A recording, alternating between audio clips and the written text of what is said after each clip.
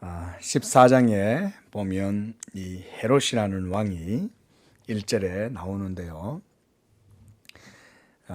우리가 성경에서 등장하는 이 헤롯 왕가의 가계도 매우 복잡합니다. 심지어 이게 이해하기가 난해할 정도인데, 요즘 우리 그 대중적인 그 역사 해설가 그 설민석 씨가 있죠. 제 생각에는 이분도 이거 이해하려면 한참 좀 고민을 해야 하지 않겠나. 그럴 정도로 이 헤롯 왕가의 가계도는 매우 복잡합니다. 우리가 성경을 보면은 헤롯이 많이 등장하잖아요. 거기에 보면 할아버지 헤롯, 아버지 헤롯, 아들 헤롯, 손자 헤롯, 이렇게 다양한 헤롯이라고 하는 이 이름을 가진 왕가의 왕족들이라고 할 수 있죠. 그래서 이 헤롯 예수님의 이 탄생 이전부터 이 헤롯의 왕가가 시작이 했어요. 그다음 우리가 이제 요즘 사도행전을 보고 있는데, 이 사도행전 20장 이후로까지 이 헤롯이 등장하는데, 그때 헤롯들은 이제 다 손자들이에요. 헤롯 아그리파 1세, 헤롯 아그리파 또 2세 뭐 이렇게. 그러니까 우리가 이런 성경의 내용을 모르고 읽으면은 우리가 헷갈릴 수가 있어요. 동방박사 이야기에 나오는 그 이제 헤롯 왕 있죠. 그 헤롯 왕은 오늘 우리가 읽은 이 1절에 나오는 분봉왕 헤롯, 이 사람의 아버지입니다. 헤롯 안티파스의 아버지. 이 헤롯 안티파스의 아버지인 이 헤롯 대왕, 그에게는 5 아들이 있었는데, 이 세례 요한을 죽인 사람이 바로 이 헤롯 안티파스예요. 오늘 이 본문에 나오는 이 사람. 이 헤롯 안티파스, 이 안티바 뭐 이렇게도 부르는데요. 그는 분봉왕으로 또 나중에 가면 이 예수님을 이 신문을 한 그런 사람이기도 합니다. 그래서 누가복음 23장 7절 8절에 보면 이 예수님에 대해서도 그가 이제 익히 이제 소문을 들었기 때문에 그가 어떤 사람인가 궁금해 갖고, 왜냐하면 기적을 행한다고 하니까 예수님에 대한 그런 이제 일종의 이제 흥미 이런 거죠. 그런 걸 가지고 이제 예수님에게 다가와서 질문도 하고 이랬는데, 그다음에 예수님도 보면은 이 헤롯에 대해서 저 여우에게 말하라 이렇게 말하잖아요. 그때 그 여우를 누가복음 13장 32절에 보면 바로 이 헤롯을 말하는 거예요. 근데 그가 오늘 본문 말씀 3절에 보면 헤롯이 그 동생 빌립의 아내 헤로디아의 일로 요한을 잡아서 결박하였다, 이런 얘기가 나오죠. 3절에. 자, 이 동생 빌립의 아내 헤로디아의 일이다라고 하는 말은 뭐냐면요, 이 빌립은 이 헤롯 분봉왕 헤롯의 저거예요, 이복 동생이에요. 이복 동생. 그래서 그 빌립 1세의 아내인 이 헤로디아를 자기의 아내로 삼은 것에 대해서 세례 요한이 이것을 강력하게 잘못된 거라고 그를 정죄하면서 이제 그런 말을 한 거예요. 그 비판을 한 거죠. 왜냐하면 세례 요한 당시에는 이 만연한 제약과 특히 이 유대의 왕가였던 이 헤롯 가문에 대해서 이 세례 요한이 쓴소리를 마다하지 않은 거예요.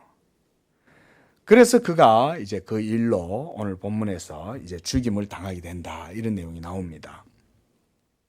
그런데 5절에 보니까 헤롯이 요한을 죽이려고 했지만 무리가 그를 선지자로 여기기 때문에 그래서 그를 두려워한 거예요.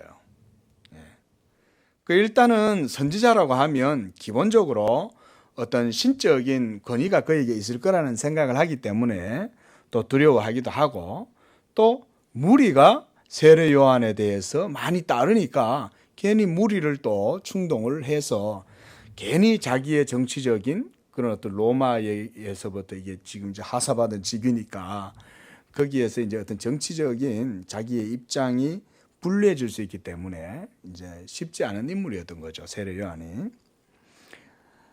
자, 그런데 마침 이 헤롯의 생일날이 되었어요.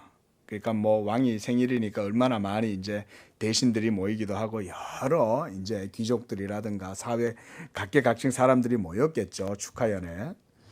근데 이제 헤로디아의 딸이 거기서 이제 춤을 추면서 이제 헤롯을 기쁘게 하는 거예요. 그런데 헤롯이 이제 막 애가 나와가지고 막 이렇게 춤을 추고 하니까 이뻐가지고 이제 그러는 거야. 야, 너 참 춤도 잘 추고 너무 예쁘게 잘했다. 그 네가 원하는 게 뭐냐? 내가 너한테 원하는 거 줄게. 이러니까 이제 이 딸애가 자기 엄마한테 이제 가가지고 엄마 나 뭐라고 하면 좋겠어? 이랬더니 그 헤로디아가 8절에 보면 이렇게 말해요. 세례 요한의 머리를 소반에 얹어 여기서 내게 주소서. 이걸 헤로디아가 이 살로메한테 그거를 시킨 거예요. 자기 딸한테 가서 헤롯 대왕한테 가서 그 말을 해. 이렇게. 왕이 이제 세례 요한을 죽여야 되니까 이제 큰일 났잖아요. 이게 어떻게 해야 되나? 근심을 하다 못해 결국은 이 왕이 한 말이기 때문에 여러 대신들이 있고 이러니까 이 왕의 체면이 있잖아요. 왕의 말은 그 법이라고도 할 수 있고 그러니까 이게 왕의 권위가 이제 무너질 야이 되니까 그는 이제 세례 요한을 죽이기로 결심을 하는 거예요. 그렇게 해서 사람을 보내서 옥에서 요한의 목을 베어서 11절에 보면 그 머리를 소반에 얹어서 그 소녀에게 주었다. 그리고 그가 자기 어머니에게로 가져갔다. 이렇게 말합니다. 그 자기 어머니가 누구예요? 헤로디아잖아요. 이 헤로디아한테 가져간 거예요. 자, 이처럼 여러분 보세요. 이 상황이 고대의 유대의 왕가는 거룩한 왕가죠. 유대교의 왕가니까. 그 이두메에서 온 이제 유대인이라 그랬거든요. 이 헤롯을. 그리고 이 가문들의 왕비라든가 이 자녀들은요, 또 다 제사장 가문하고 다 이게 서로 결탁이 돼 있어요. 왜냐하면 유대교에서 제사장 가문은 또한 귀족에 속하죠. 그렇잖아요. 대제사장과 그리고 그 모든 유대교의 정치는 철저하게 종교와 맞물려 있기 때문에 이 왕가와 제사장 가문과의 이 결혼은 비일비재한 일이었어요. 그리고 이들은 또 서로 이 헤롯 왕가가 이제 이 로마의 그 지배 아래에서 빌붙어 가지고 이제 정치적인 생명을 유지를 하거든요. 정치의 모든 저거를. 그러면서 이 로마와 결탁을 하고 로마에게 아부를 하면서 빌붙어 가지고 이 정치 생명을 유지하는 가운데에 또 그들만의 이 왕족을 이루려고 이 왕족들끼리 또 결혼도 다반사였어요. 그러니까 오늘도 본문에 보면 막 그런 일들이 많이 일어나잖아요. 아주 막 그 이 치정으로 얽혀 있는 유대 왕가인 거예요. 한마디로. 예? 참 어떻게 말하면 요즘 말로 하자면 정말 이 뭐 진짜 무슨 그 드라마라 그래요. 그런 거 있잖아요. 예? 말하기도 민망스러운. 그러니까 지금 여기 보면 이 헤로디아는 자기 남편 그 빌립 1세도 삼촌이에요. 그런데 또 새로 또 이 결혼한 그 자기 남편이 이제 죽으니까 그 다음에 이제 또 누구하고 또 결혼하냐면 맨나 또 자기 삼촌하고 또 결혼하는 거예요. 예? 그리고 그것에 대해서 이제 세례 요한이 이렇게 비판을 한 거예요. 왜냐하면 유대교는 그런 게 이제 금해져 있는 거예요. 형수를 그렇게 함부로 취할 수가 없고 죄수를 함부로 취할 수 없는 거예요. 다만 유대 종교의 법에 의하면 무자하면 취할 수 있죠. 그렇잖아요. 이 언약의 계보를 유지를 해야 되기 때문에 그러니까 형의 아들이 없으면 그 형수를 그 다음 차서에 있는 동생이나 그 친족 중에서 취해서 자녀를 낳게 하는 이런 물음의 법이 있어요. 근데 지금 그런 것도 해당이 안 되는 거예요. 그러니까 세례 요한이 이 왕가에서 저지르는 이런 추악한 죄에 대해서 이렇게 이제 비판을 했던 거죠. 그리고 또 보면 우리가 이 세례 요한을 처형하고 이 이 목을 베고 이런 것도요, 이게 유대법에는 다 금해져 있는 거예요. 유대교에서는 이런 식으로 죽이도록 안 되어 있는 거예요.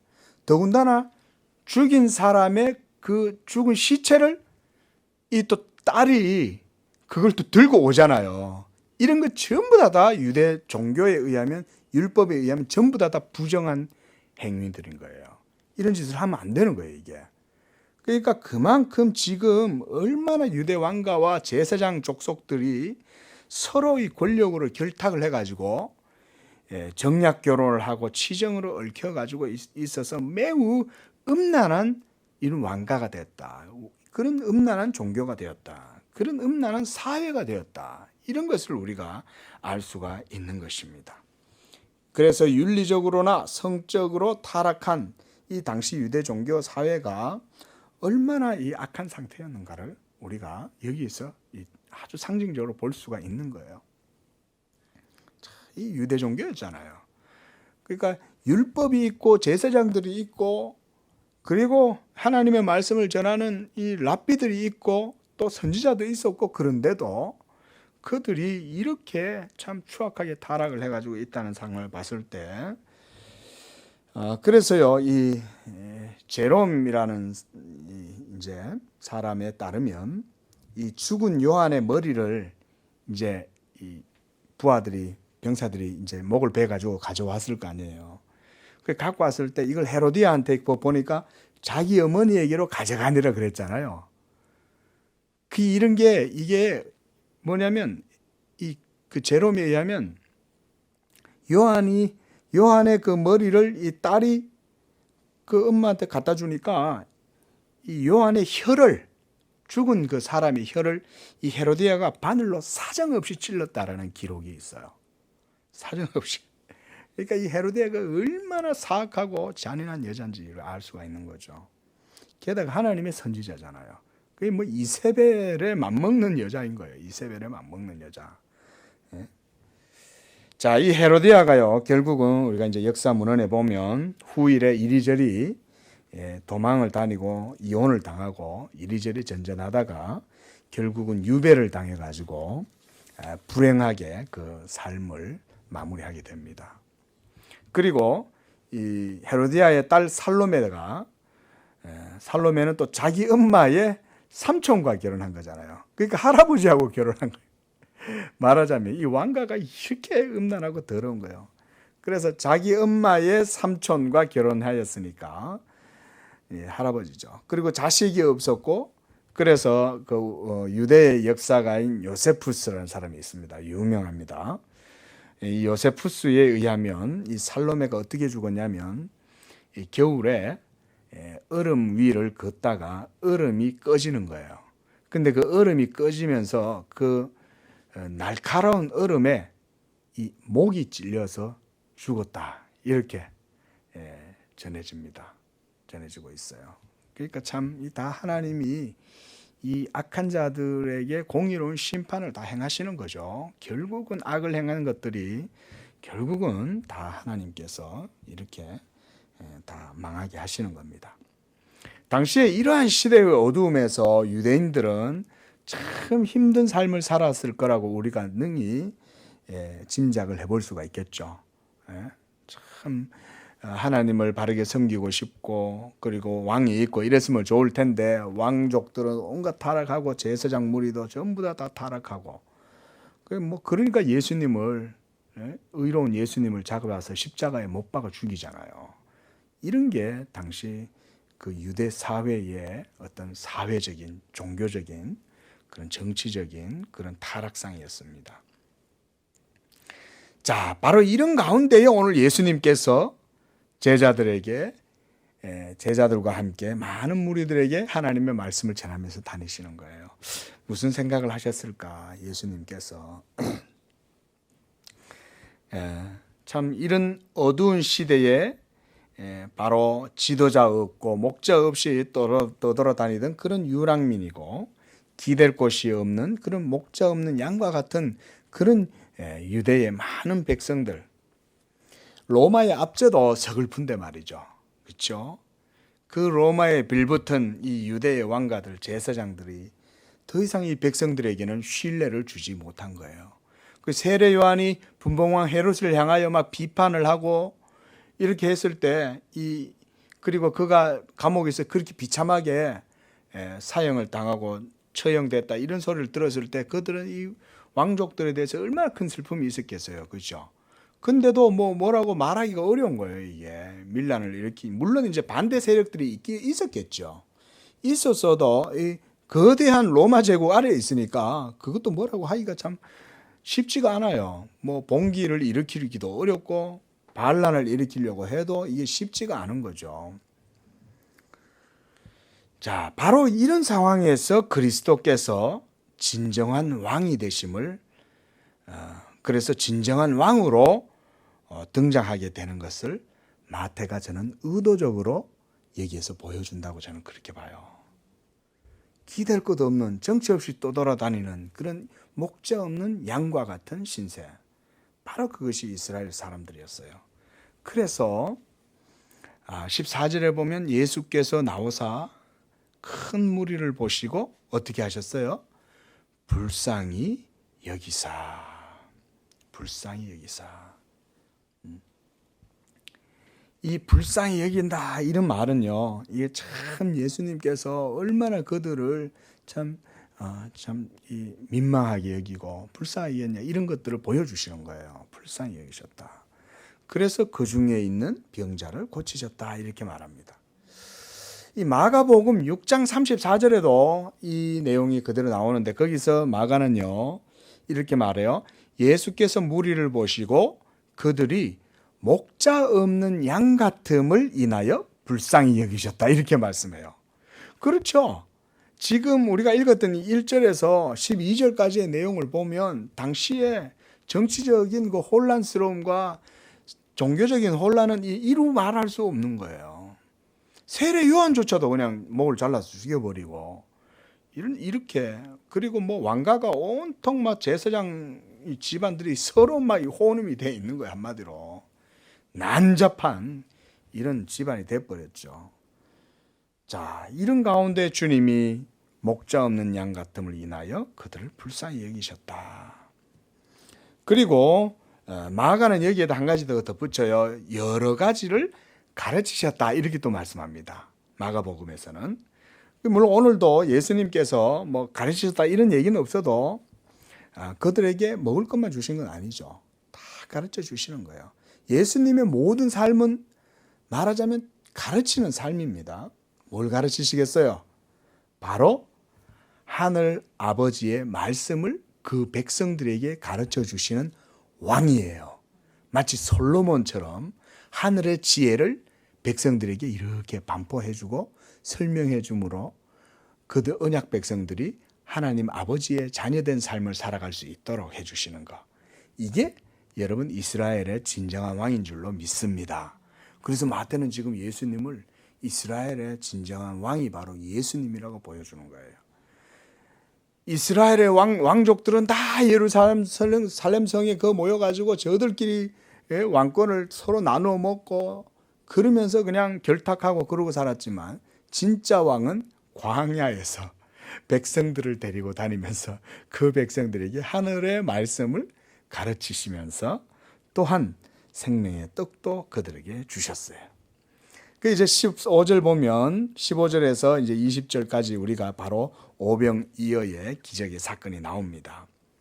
저녁이 되었다 이런 걸 보니까 낮부터 저녁까지 계속 쉬지 않고 예수님이 사역을 했다는 것을 알 수가 있어요. 그리고 제자들이 나와서 이제 말하는 거예요. 여기는 빈들이고 때도 이제 저물었는데 주여 무리를 이제 보내서 이제는 자기들 먹을 것도 먹어야 되니까 먹을 것을 사 먹게 하십시오. 이제 전부 다 집에 가서 쉬기도 해야 될 거 아니에요. 자기도 해야 되고. 그 예수님을 따라다니면서 그냥 광야에서 그냥 다 잠을 자는 거예요. 그 주님이 그들을 보니까 얼마나 마음이 참 안타까우셨겠어요. 그죠? 참 주님의 마음을 그런 데서 우리가 느낄 수가 있습니다. 이렇게 마을에 들어가서 먹을 것을 사 먹게 하라는 이 제자들의 말을 듣고 주님께서 이렇게 말씀합니다. 16절에 이르시되 갈 것 없다. 갈 것 없다.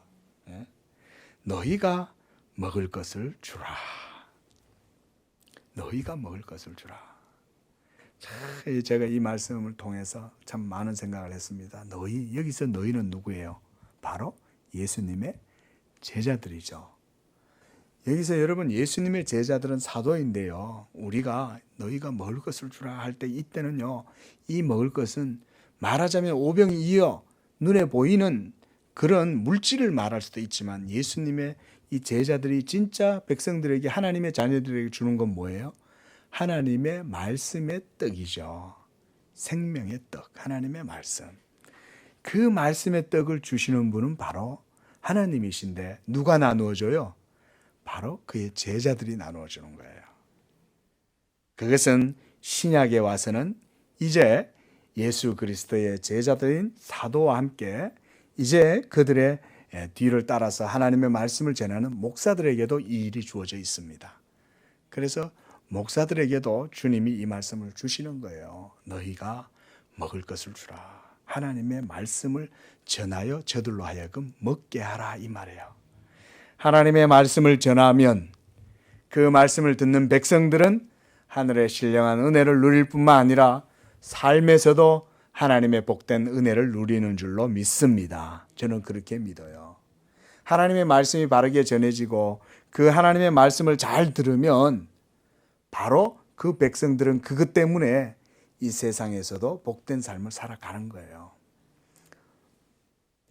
그래서 제자들은 말합니다. 여기 우리에게 있는 게 떡 5개하고 물고기 2마리 뿐인데 이걸 가지고 어떻게 다 먹일까요?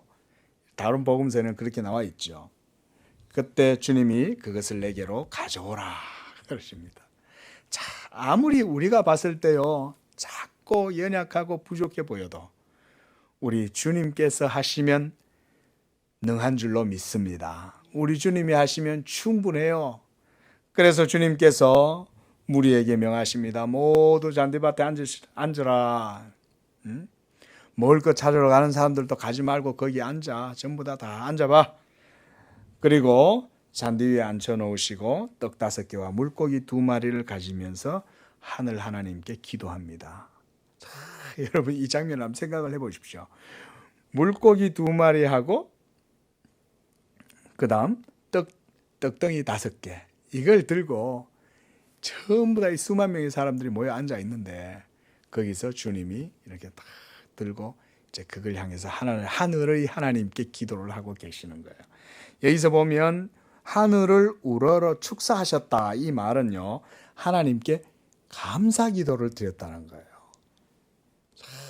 얼마나 이게 한번 우리가 직접 거기에 가 있다, 한번 이런 시점에서 한번 생각을 한번 해보세요. 떡 5개, 물고기 2마리만 가지고 그걸 손에 받으셔가지고 그걸 가지고 하늘을 향해서 우러러 축사하고 그러고 나서 제자들한테 그것을 떼어서 주시는 거예요. 한번 19절 다시 한번 자세하게 보세요. 하늘을 우러러 축사하시고 떡을 떼어 제자들에게 주심에 그랬죠. 사람들한테 그대로 준 게 아니에요. 제자들한테 주는 거예요. 이런 것들이 주님의 의도예요. 너희가 먹을 것을 주어라. 그리고 너희들에게 이것을 주겠다. 할렐루야. 우리 주님은 이와 같이 주시는 거예요. 교회를 통해서. 그래서 목사들이 하나님의 말씀을 전하면 이 좋은 것이 성도들에게 가는 거예요. 믿으시기 바랍니다. 그러면 우리한테는 떡하고 물고기는 안 오잖아요. 이렇게 어리석게 질문하면 안 되는 거예요. 그게 아니라 하나님의 말씀이 바르게 전해질 때에 거기에는 반드시 또한 이 세상에 좋은 것들이 거기에 부가적으로 따라오는 거예요. 너희는 그 나라와 그의 의를 구하라. 그리하면 이 모든 것을 어떻게 해요? 너희에게 더하여 주신다 그러잖아요. 주님은 결코 우리 인생들을요, 영적인 존재로만 생각하시지 않아요. 우리가 연약한 인생이라는 걸 아세요. 우리가 육체를 가지고 살아가는 연약한 인생들인 것을 주님이 아시기 때문에 하늘의 복된 진리의 말씀을 주심과 함께 또한 이런 육적인 것들의 필요도 주님이 다 채워주십니다. 근데 뭐가 우선이에요? 하나님의 말씀과 또한 하나님의 나라와 하나님의 의, 이런 것이 먼저죠. 하나님의 백성들에게 본질적인 것은 그런 거예요. 그렇죠? 자, 이렇게 해서 주님께서 떡을 떼어서 무리에게 주시는데 떼는데 이게 끝이 안 나. 떼는데. 자, 한번 우리가 영화를 직접 한번 본다고 생각해 보세요. 지금 여기에 있는데 이 보면 좀 여러분 연상할 때 좀 도움이 될 만한 게 뭐냐면 마술사들 있죠. 그 사람들은 트릭을 쓰죠. 그 사람들은 실제로는 그건 다 트릭입니다. 테크닉이에요. 그게 실제로 그래 되는 건 아니죠. 기술을 이용하는 거죠. 근데 예수님은 어때요? 실제로 그렇게 되는 거죠. 어디 뭐 감춰놨다가 꺼내는 게 아니잖아요. 이렇게 막 뒤에 검은 배경 해가지고 보이지 않게 싹 해갖고 사람들이 시각을 딱 이렇게 이제 피해가지고 딱 뭔가 일을 벌이고 이런 게 아니라는 거죠. 그렇게 해서 주님이 나눠 주시는데 계속해서 떡과 물고기가 나오는데 끝이 없어요. 하나를 꺼내면 거기 또 있고 계속 주님이 그렇게 하셨겠죠. 마치 엘리야가 사르밧 과부에게 가서 우리가 지난주에 엘리야 말씀을 봤는데 그렇죠. 사르밧 엘리야가 이 하나님의 지시를 받아서 이 사르밧 과부에게 갑니다. 온갖 오랫동안 이 이스라엘이 막 가뭄으로 완전히 기근에 말라가지고 엄청나게 이제 기근이 된 거예요. 먹을 게 없는 상황에서 사르밧 과부에게 하나님이 이 엘리야를 보내는 거예요. 그래서 엘리야가 사르밧 과부에게 가니까 이제 너에게 뭐가 있냐 이랬더니 이제 이 밀가루 한 움큼밖에 없는데 이거 이제 반죽해가지고 우리 아들하고 먹고 이제 죽으려고 합니다. 이러고 있는 거죠. 그때 이 엘리야가 뭐라고 얘기를 합니까? 사르밧 과부한테 그거 남은 거 한 움큼 만들어가지고 떡 만들어서 나한테 갖고 와. 이렇게 말하는 거예요. 그러니까 이 사르밧 과부가 그거 가지고 와서 이 엘리야한테 바치는 거예요. 그거를. 여러분 생각해 보세요. 그 사르밧 과부가 자기 아들이 있잖아요. 그 쉽지 않죠. 엄마의 마음으로. 그렇죠? 우리 인간적으로 생각하면 불가능하죠. 정신 나갔어 당신? 지금 이거 나하고 지금 우리 아이 먹이고 살려야 되는데 뭐 당신 줄 게 어디 있어? 이렇게 말할 수도 있는데 사르밧 과부가 그것을 자기가 죽을 직전인데도 그것을 엘리야에게 갖다 주는 거죠. 그래서 엘리야가 또 그걸 또 먹어요. 먹는데 그 순종하니까 어떤 일이 벌어져요. 그 항아리에서 기름과 그 다음에 이 밀가루가 떨어지질 않는 거예요. 하나님께서 이와 같이 역사하시는 줄로 믿습니다. 여러분 그 속에서 계속 나오는 거예요. 항아리 속에서 밀가루하고 기름이. 예? 먹고 살아가는 거예요. 거기서 그 가뭄을 거기서 견디게 하시는 거예요. 하나님이. 예? 자, 여러분 예수님은 하나님이시고 창조주세요. 예수님은 그런 능력이 있어요. 그런데 그 예수님께서 하늘 아버지께 감사한 다음에 그것을 백성들에게 나누어 주시는 거예요. 여러분 이것이 하나님 나라의 백성들의 삶입니다. 우리의 왕은 예수님이고 그 예수님 위에는 하늘 아버지가 계세요. 그래서 우리는 언약 백성들이기 때문에 하늘 아버지의 백성이요 우리의 왕이 바로 예수님이에요. 그래서 그 예수님께서 지금 그 왕됨을 이것을 통해서 나누어 주는 거예요. 왕은 뭔가 백성들에게 세금을 걷어들이고 권세를 부려가지고 그들을 착취하고 빼앗고 이렇게 해서 왕의 권세를 누리는 게 아닙니다. 진정한 왕은 이렇게 예수님처럼 주는 거예요. 줌으로써 왕됨을 이루는 거죠. 이게 진짜 왕이에요. 왕. 또 여기서 우리가 보면 이 먹고도 몇 바구니가 남아요. 20절에 다 배불리 먹고 남은 조각을 12바구니에 차게 거두었다. 자, 이것도요 중요합니다. 이 12바구니에 넘치도록 남았다는 것은요 뭘 보여주냐면 주님의 능력에는 한계가 없고 넘친다는 거예요. 주님의 은혜는 넘치는 줄로 믿습니다. 우리에게 베풀어 주신 은혜와 축복은요 딱 그만큼만 리미트에 딱 정해놓고 주시는 게 아니에요. 하나님의 풍성한 은혜는 넘치는 줄로 믿습니다.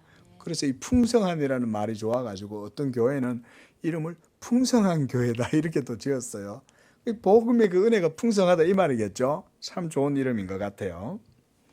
자, 이를 통해서 우리는요 이 땅의 백성들도 하나님께서 그렇게 먹고 입혀주신다는 사실을 알 수가 있어요.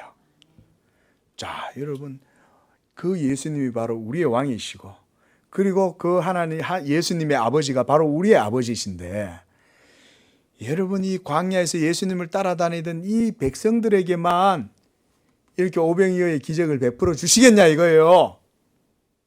그렇게만 생각하면 그거는 정말 연약한 믿음인 거예요. 여러분 이 오병이어의 기적은요, 예수님을 따라다니던 그 시대의 그 사람들에게만 유효했던 기적이 아니에요. 오늘날도 하나님은 이와 같이 자기 백성들을 먹이시고 입히시는 줄로 믿습니다. 그런데 더 중요한 건 뭐예요? 오병이어예요? 아니에요. 하나님의 말씀을 먹이시는 게 하나님이 더 중요한 거예요. 교회를 통해서 이 일을 하나님은 지금도 하고 계신다. 교회가 바로 하나님 나라의 그 기구니까요. 얼마나 감사합니까? 자, 22절에 그래서 예수께서 이 이제 기적이, 이 오병이어의 기적이 끝난 이후에 이제 즉시 제자들을 재촉해서 무리를 보내는 동안에 배를 타고 앞서 건너편으로 가게 하셨어요. 자, 여기서 즉시 제자들을 재촉하셨다. 전혀 이제 갑자기 이제 급반전하는 거죠, 상황이. 이렇게 저녁이 됐죠. 모두 다 먹었어요. 이제 어두컴컴해졌을 거 아니에요. 저녁이 됐으니까. 그 어두울 때 예수님이 즉시 제자들을 재촉하사. 뭔가 이유가 있었겠죠. 왜 그랬는지에 대해서는 정확하게 나오지 않지만 예수님이 이렇게 하신 데에는 이제 우리가 분명히 무슨 이유가 있다는 사실을 우리는 생각해야 돼요. 때때로 하나님의 말씀이 우리의 생각이나 우리의 뜻에 안 맞더라도 우리가 하나님의 말씀이 그러면 그 말씀에 우리도 즉시 순종할 수 있는 그런 믿음이 되기를 바랍니다. 예수님이 즉시 재촉하니까 제자들이 순종해서 가는 거예요. 예수님 가라고 하니까 왜요? 이런 말하는 사람이 없어요. 알겠습니다. 이러고 배를 타고 이제 바다를 건너가 가는 거예요. 저 건너편 바다로. 갈릴리니까. 무리를 보내신 후에 예수님은 산에 따로 기도하러 올라가십니다. 자, 이런 것을 통해서 이 크고 놀라운 기적을 행하신 이후에 예수님은 계속 기도하시는 거예요. 저는요, 예수님의 이 사역의 모든 면면을 가만히 들여다보면 예수님이 얼마나 그 하나님께 돌려야 될 영광을 자기가 취하시지 않고 항상 자신을 무리에게서 떨어뜨리셔가지고 다른 데서 이렇게 이격시키는 거죠. 자신을 무리와 함께. 그런 모습들을 많이 봐요. 그러니까 자기를 따르는 무리들이 예수님을 과하게 추종하거나 따라오는 것에 대해서 예수님이 경계를 하시는 거예요. 어떨 때는 나를 따르라 이렇게도 말씀하시는데 어떨 때는 또 예수님이 그런 걸 또 삼가하시는 거예요.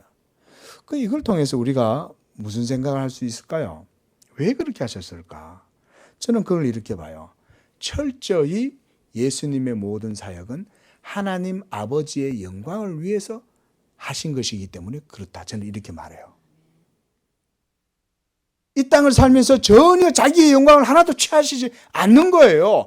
예수님은 자기의 영광을 취하셔도 충분히 취하실 수 있지만 자기의 영광은 누가 주시는 거예요? 하나님 아버지가 주시는 거잖아요. 여러분, 이런 성경적인 맥락을 우리가 결코 그냥 흘러봐서는 안 됩니다. 마지막에 보세요. 나중에 우리가 저번에도 그런 말씀 사도행전 하면서 그러셨잖아요. 예수를 누가 높여요? 세상 사람들이 높입니까? 아니죠. 누가 높이세요? 이름으로 하나님이 그를 지극히 높여 모든 이름 위에 뛰어난 이름을 주사 하늘에 있는 것들과 땅에 있는 것들과 땅 아래에 있는 것들로 모든 입으로 예수를 주라 시인하게 하시고 그 앞에 무릎을 꿇게 하시잖아요. 누가 그렇게 하신다는 거예요? 하나님 아버지가 그렇게 하시잖아요. 이게 구속의 경륜이에요. 예수님은 그걸 아시기 때문에 철저히 이 공생의 사역에서 막 이 믿음 없고 연약한 무리들이 자기를 막 추종하고 막 따라다니고 이러면요, 그거를요 거리를 두시는 거예요. 바로 그런 이유 때문에 그런 거예요. 믿으시기 바랍니다. 그런 중요한 하나님 나라의 섭리와 경륜이 있어요. 예수님은 그걸 아시기 때문에 철저히 이 백성들이 자기를 헛되이 신봉하는 것을 금하시는 거예요. 그래서 하늘 아버지의 그 말씀과 하늘에 계신 아버지께 영광을 돌리는 거예요. 그래야만 그것이 결국은 어떻게 돼요? 우리에게 있어서 구원의 영양소가 된다. 귀한 말씀이죠. 우리의 구원의 의를 이루시기 위하여 예수님이 철저히 자기를 대중들에게서부터 이격시키는 거예요. 그러니까 우리가 그래서 교리에서도 말해요. 여러분, 예수님의 모든 생애는 자기 하늘 아버지의 택하신 백성들을 위한 의를 이루시기 위하여. 의를 이루시기 위하여. 여러분, 우리의 구원은요, 의를 기초로 한 구원입니다. 여러분, 그래서 우리 기독교의 구원은 다, 그래서 우리가 교리가 있고요. 이 기독교의 구원은요, 다 그 속에 진리의 요소가 다 있어요. 예수 그리스도의 복음은 결국은 이런 공생의 사역을 통해서 이루신 그의 의를 따라서 우리에게 주어진 거예요. 그러니까 예수님도 철저히 자신을 다 이렇게 하나님의 영광에 포커스를 맞추고, 그래서 하나님께만 영광을 돌릴 때에 결국은 예수님이 영광을 받으시는 거예요. 그리고 예수님이 영광을 받아야 예수님의 몸에 지체드린 우리 신약 성도들, 교회도 이 머리가 되신 그리스도와 함께 그 영광에 또한 참여하는 거예요. 바로 이것이 하나님의 구원의 역사입니다. 그래서 예수님은 철저히 공생의 기간 동안 기도하시면서 이 혼자 계시기를 늘 하셨어요. 그래서 보면 23절에도 혼자 계시더니 그러잖아요. 얼마나 많은 사람들이 주위를 둘렀겠어요. 이렇게 큰 기적을 행하니까 얼마나 많은 사람들이 따라다녔겠어요. 그렇죠? 예. 자, 이때 이제 제자들의 배는 이제 육지에서 수리나 떠나서 갔다고 말합니다. 수리를 떠나서 갔으니까 이 갈릴리 동편에서 서쪽으로 건너가면 상당히 거리가 멀겠죠. 예. 그런데 갑자기 바람이 거슬러서 물결이 일어나서 이 배가 풍랑을 만나서 이제 고난을 당하더라 그랬습니다. 그런데 그때 예수님께서 밤 4경에 바다 위로 걸어오십니다.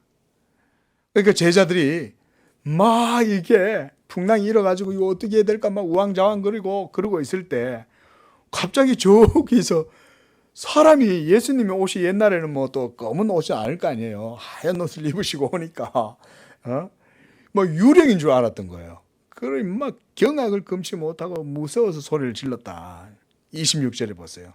제자들이 바다 위로 걸어오심을 보고 놀라 유령이라, 귀신이다, 귀신이다.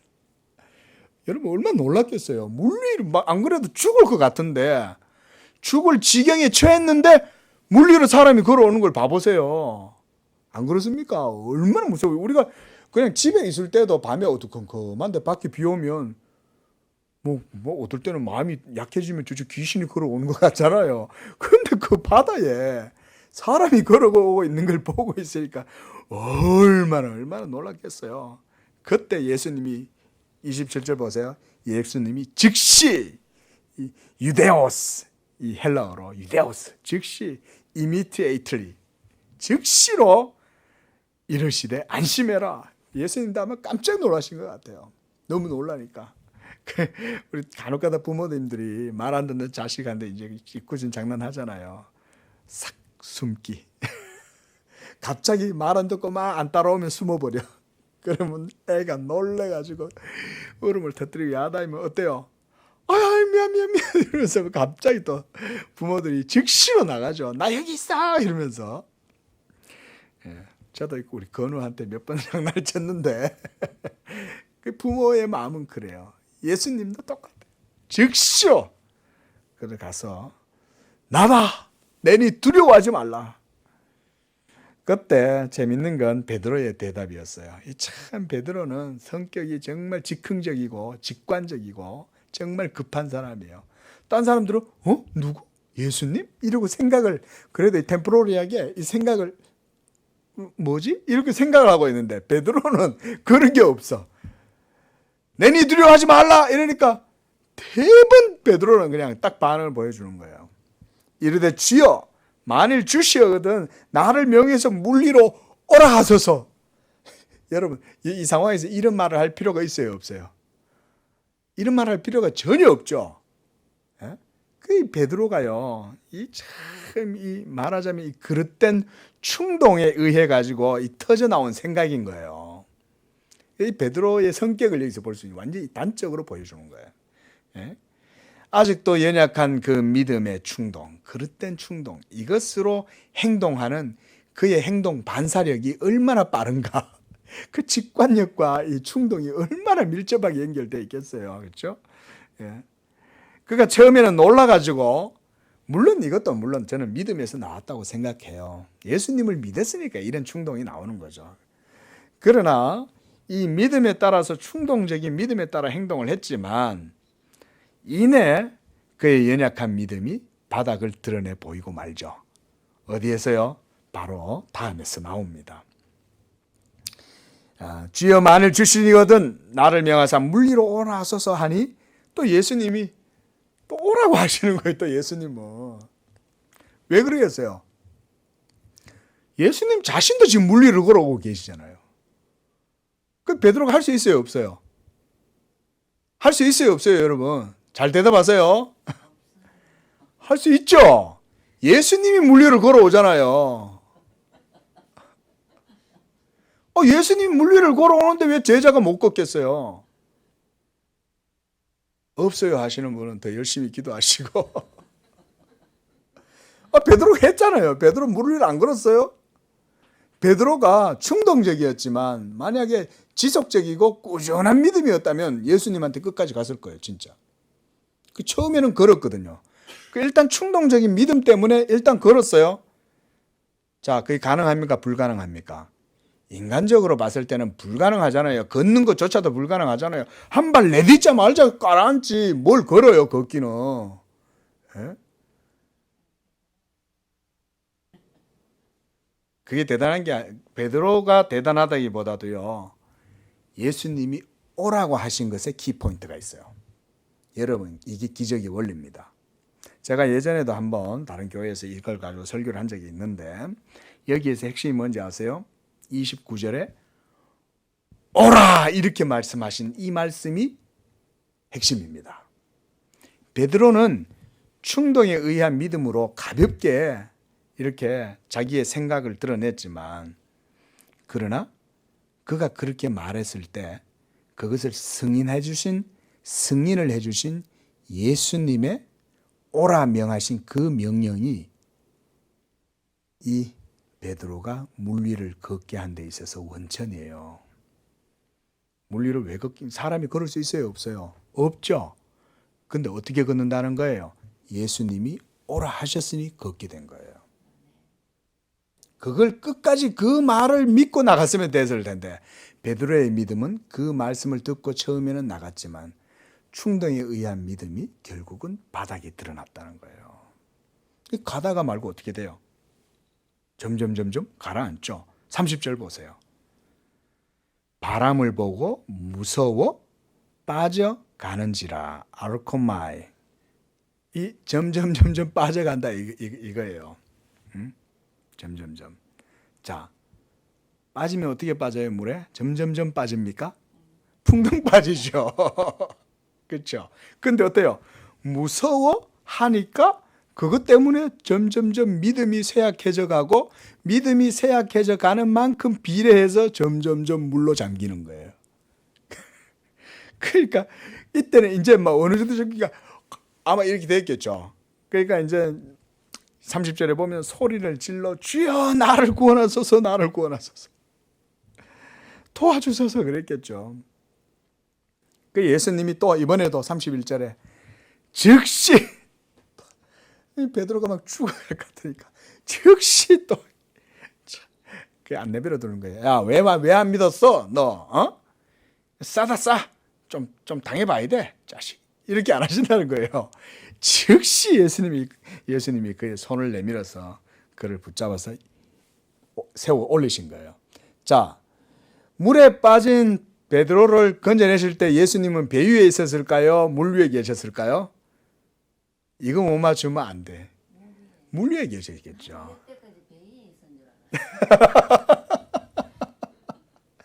자, 물 위에서 예수님은 베드로를 끌어올리시는 거죠.